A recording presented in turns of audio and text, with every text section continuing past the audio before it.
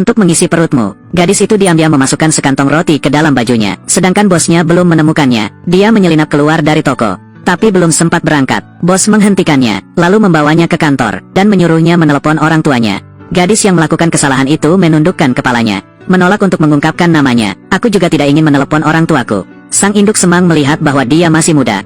Jangan maafkan dia begitu saja, tapi juga memberinya kue. Gadis kecil itu memegang sekantong kue dan keluar dari toko. Di luar ada seorang gadis kecil menunggunya. Hei, saudari.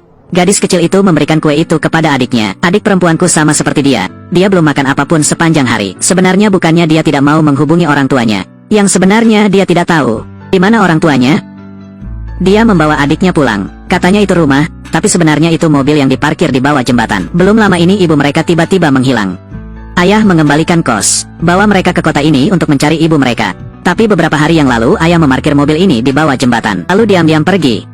Ayah dan ibu pergi tanpa mengucapkan sepatah kata pun. Setelah itu, tidak ada jalan kembali. Setelah ayahku menghilang, Yuko dan adiknya tinggal di bawah jembatan. Selama beberapa hari terakhir, dia telah merawatku. Tinggal menunggu ayah kembali. Tidak ada tempat untuk mandi di bawah jembatan. Dia membawa adiknya ke taman untuk mencuci rambutnya. Tapi air keran di sini terlalu dingin, menyebabkan adiknya berteriak tanpa henti. Pada malam hari, mereka tidur di dalam mobil. Untuk mengurangi rasa lapar, Yuko menceritakan sebuah dongeng kepadaku. Selama beberapa hari tinggal di bawah jembatan, Yuko mengetahui bahwa dua anak laki-laki sering lewat di sini, termasuk satu orang yang selalu menatap mereka. Tapi setiap kali saya hanya berdiri dari jauh. Hari itu Yuko pergi mencari makanan. Adikku terbangun dan tidak dapat menemukan adiknya. Gadis kecil itu menangis dan memanggil adiknya. Dua anak laki-laki yang lewat melihat pemandangan ini. Mereka datang. Melihat gadis kecil itu menangis seperti hujan, mereka tidak tahu harus berbuat apa. Yuko kembali saat ini. Adik perempuan itu berhenti menangis dan bergegas ke pelukan adiknya. Yuko tidak dapat menemukan makanan. Malam ini kedua kakak beradik itu harus kelaparan lagi. Aku sangat lapar, maafkan aku. Hei, saudari. Mungkin mendengar bisikan adik perempuan Yuko. Jadi malam itu dua anak laki-laki datang. Anak laki-laki itu membawakan mereka sekotak paha ayam. Yuko takut dan tidak berani menerima sesuatu dari orang asing. Namun gadis lugu itu langsung menangkapnya. Jadi makan malam mereka telah diselesaikan. Yuki tidak mengetahuinya. Kotak paha ayam ini sebenarnya disiapkan khusus untuk mereka oleh anak laki-laki itu. Berbeda dengan kedua kakak beradik Yuko, anak laki-laki itu memiliki keluarga lengkap. Gino memiliki orang tua yang sehat, dan satu orang gadis yang baru duduk di bangku sekolah dasar. Orang tua Gino membuka sebuah restoran kecil di pinggir jalan. Hidup ini tidak terlalu kaya tetapi cukup untuk makan dan hidup. Gino selalu diikuti oleh seorang anak laki-laki jangkung bernama Kata. Keduanya berada di kelas yang sama dan berteman. Kata tinggal bersama ibu tunggalnya. Namun ibu anak laki-laki tersebut seringkali tidak pulang ke rumah selama beberapa hari. Gino tahu cerita Kata, jadi saya sering membawanya pulang untuk makan. Orang tua Gino juga diam saja. Setiap kali saya memasak makanan tambahan untuk dimakan Kata. Kediaman dua saudara perempuan Yuko, tepat di sebelah jalan tempat kedua anak laki-laki itu berjalan pulang dari sekolah. Gino diam-diam mengamati mereka selama beberapa hari, dan menyadari bahwa kedua kakak beradik itu telah ditinggalkan oleh orang tuanya. Jadi malam itu saat makan malam, dia berbohong bahwa dia sangat lapar dan menyuruh ibunya membuatkan nasi lagi. Lalu diam-diam mengalengkan paha ayam buatan ibuku. Lalu berbohong dan menyuruh Kata pulang. Setelah serangkaian kebohongan, Gino meminta Kata untuk membawakan sekotak paha ayam dan memberikannya kepada kedua saudara perempuannya. Keesokan harinya Gino dan adiknya berangkat ke sekolah. Lihat gadis itu lagi di bawah jembatan. Gino tahu gadis itu hendak pergi mencari makanan. Dia berdiri dari jauh memperhatikan sebentar lalu membawa adiknya dan pergi. Siang harinya saat sedang makan, Gino teringat gadis di bawah jembatan. Anda tidak makan satu-satunya roti dalam makanan Anda. Dimasukkan ke dalam kantong plastik. Ketika sekolah berakhir, dia bergegas pulang.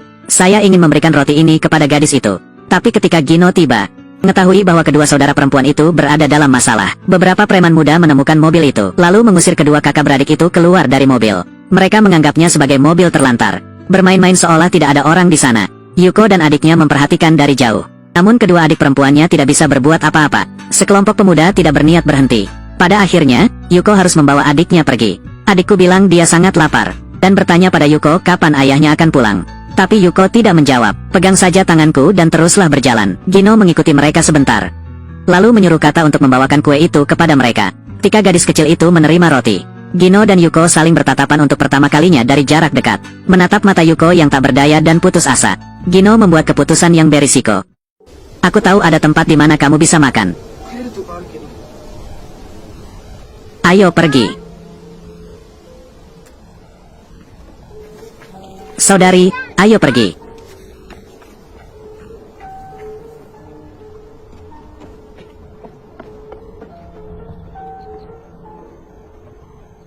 Tempat itu tidak ada di tempat lain, yang merupakan restoran keluarga Gino.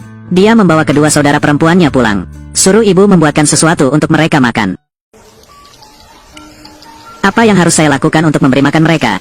10 menit kemudian, Ibu Gino menyiapkan meja penuh makanan untuk anak-anak. Yuko dan adiknya makan dengan rakus. Sudah lama sekali mereka tidak menikmati makanan lezat seperti ini. Tanya Ibu Gino sekarang, mengapa mereka tidak pulang? Apakah orang tua mereka tidak khawatir? Pertanyaan-pertanyaan ini membuat Yuko terdiam. Dia tidak tahu bagaimana menjawabnya. Dia tidak mau mengakui bahwa dia tidak lagi punya rumah.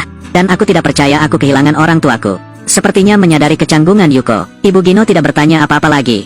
Setelah makan, kedua saudara perempuan itu berpamitan dan pergi. Yuko kemudian menuntun adiknya turun ke jembatan. Ketika kembali, mereka menemukan mobil itu sangat kotor. Barang-barang mereka juga diambil oleh para preman.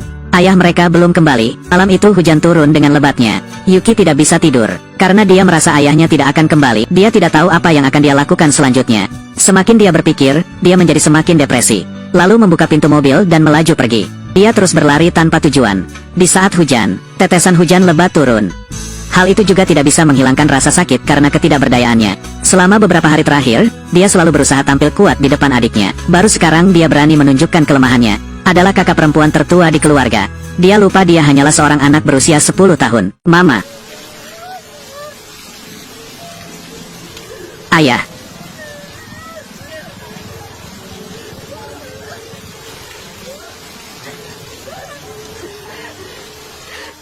Sore berikutnya dia dan saudara perempuannya sedang berjalan-jalan di tepi sungai. Saya bertemu dengan dua anak laki-laki yang pulang dari sekolah. Gino bertanya kepada mereka mengapa mereka duduk di sini.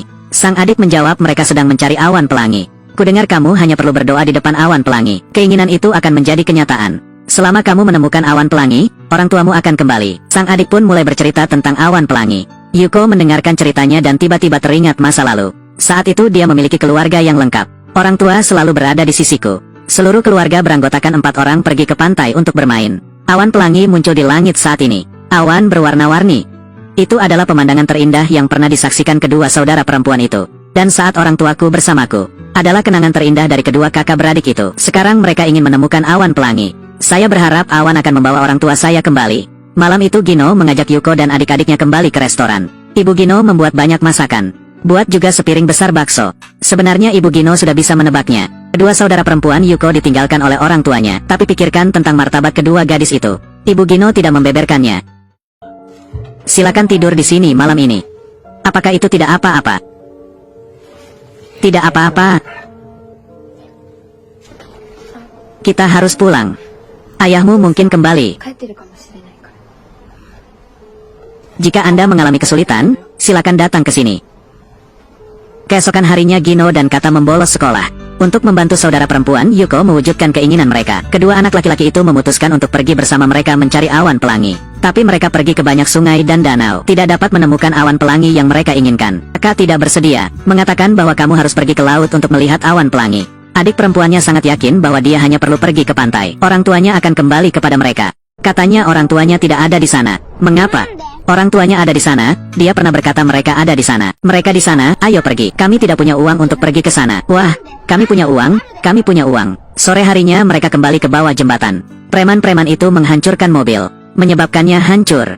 Satu-satunya tempat tinggal kedua saudara perempuan itu sudah tidak ada lagi. Mereka akhirnya harus mengikuti Gino kembali ke toko. Meski tidak senang Gino membolos sekolah, namun ibu anak laki-laki tersebut tetap mengizinkan kedua saudara perempuannya untuk tinggal. Malam itu Yuko dan adiknya mandi air panas setelah beberapa hari.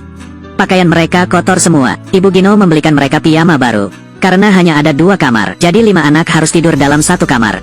Di malam hari, Yuko terbangun oleh suara pembicaraan. Orang tua Gino sedang berdebat di luar.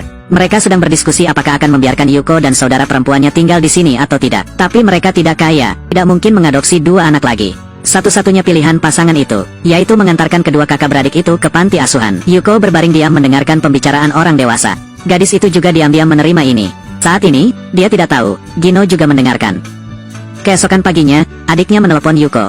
Adikku masih ingin pergi ke pantai. Saya ingin menemukan awan pelangi di laut. Yuko menyuruh adiknya untuk berhenti menanyakan hal yang tidak masuk akal. Saat ini Gino tiba-tiba berbicara. Lalu pergi. Kita akan pergi ke laut. Gino mengeluarkan sejumlah uang dari laci. 4 anak menaiki kereta api untuk pergi ke tempat yang jauh. Tujuan utamanya adalah laut, dan juga di mana sang adik berkata dia bisa melihat orang tuanya. Yuko dan adiknya pergi ke tempat yang biasa mereka kunjungi. Di sini mereka biasa melihat awan pelangi. Tapi pemandangannya masih ada, tapi orangnya tidak ada di mana-mana. Awan pelangi yang mereka harapkan tidak muncul. Menunggu awan pelangi, mereka pergi melihat lumba-lumba bersama.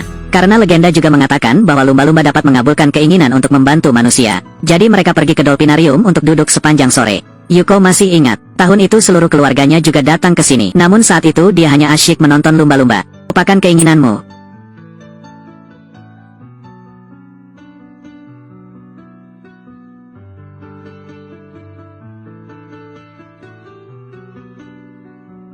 Waktu perlahan berlalu, hingga senja tiba.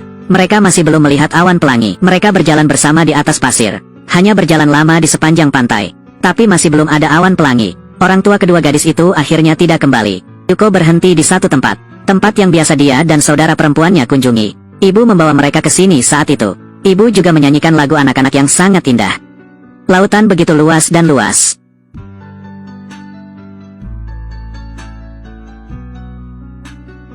Bulan terbit, matahari terbenam.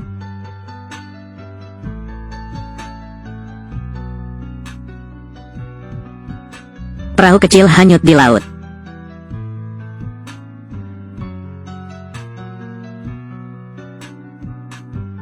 Saya ingin melihat dunia di luar sana.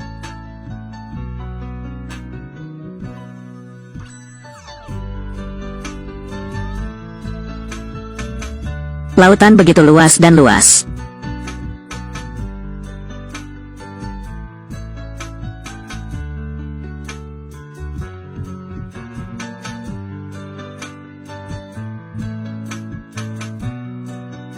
Bulan terbit, matahari terbenam.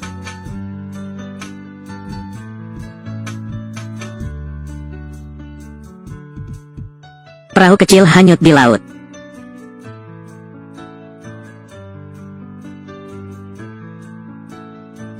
Saya ingin melihat dunia di luar sana.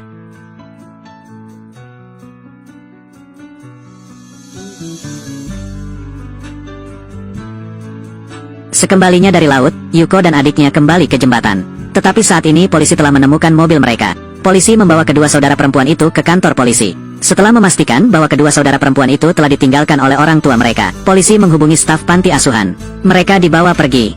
Nantinya akan tinggal di panti asuhan. Mungkin mereka akan tinggal di panti asuhan selamanya. Mereka juga dapat diadopsi ke dalam keluarga yang berbeda. Masa depan mereka akan mengalami banyak perubahan. Satu-satunya hal adalah mereka tidak akan tumbuh dalam keluarga mereka. Ketika mobil itu berangkat, Gino tiba-tiba berlari mengejarnya. Dia selalu merasa bersalah di dalam hatinya, karena dia tidak bisa membantu Yuko dan adiknya menemukan awan pelangi. Bocah lugu itu tidak mengerti mengapa Yuko menuntun adiknya mengembara. Dia juga tidak mengerti kenapa mereka berdua masih anak-anak. Tapi kehidupan mereka sangat berbeda. Gino berlari mengejar mobil itu dalam waktu yang lama. Namun mobil itu semakin menjauh darinya. Tapi itu karena Gino mengejarnya tanpa henti. Yuko bersaudara akhirnya melihat awan pelangi yang mereka tunggu-tunggu. Itu awan pelangi, saudari.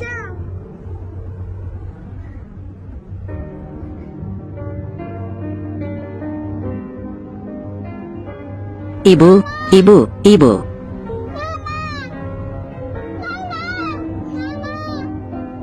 Ibu, ibu, ibu. Ibu, ibu, ibu. Ibu, ibu. Ibu sudah kembali. Mama. Akhir dari cerita, restoran Gino menjadi restoran anak-anak. Orang tua Gino memasang pemberitahuan di pintu dengan isi sebagai berikut. Gratis untuk anak di bawah 6 tahun. Mereka dengan sukarela menjualnya secara gratis. Untuk anak-anak terlantar. Ketika sepasang saudara laki-laki berjalan ke toko, ceritanya juga berakhir. Silakan duduk di sini. Kemarilah.